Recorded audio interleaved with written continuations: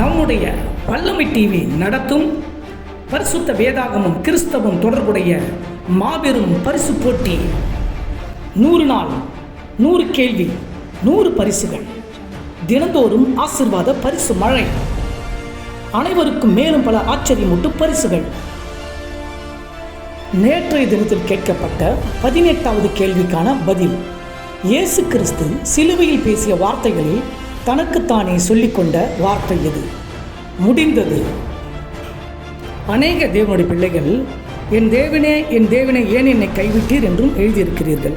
ஆனால் அந்த வார்த்தை தேவனை பார்த்து இயேசு கிறிஸ்து சொல்லுகிறார். ஆனால் முடிந்தது என்கிற வார்த்தையோ கிறிஸ்து தான் வந்த வேலைகளெல்லாம் செய்து முடித்தாகிவிட்டது என்று தனக்குத்தானே உணர்ந்து அறிந்து முடிந்தது என்று சொல்லி தலையை சாய்த்தார் என்று யோவான் 19வது அதிகாரம் 30வது வசனத்திலே குறிப்பிடப்பட்டு இருக்கிறது.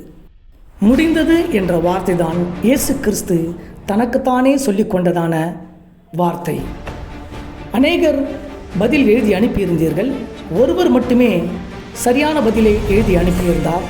சரியான பதில் எழுதி அனுப்பி மீண்டும் பரிசு வெல்பவர் சகோதரர் அசோக்குமார், கிருஷ்ணாபுரம், கெங்கவள்ளி தாலுகா, ஆத்தூர், சேலம் மாவட்டம்.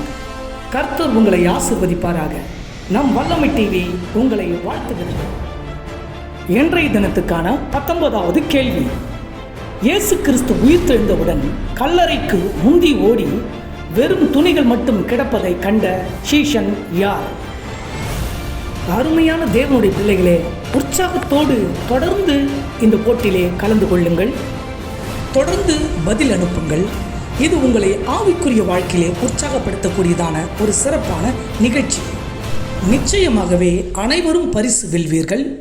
தொடர்ந்து உற்சாகத்தோடு கலந்து கொள்ளுங்கள். சரியான பதிலை அனுப்புங்கள், பரிசுகளை வெல்லுங்கள். நாளை மதியம் 12 மணிக்குள் பதில்களை எங்களுக்கு அனுப்ப வேண்டும்.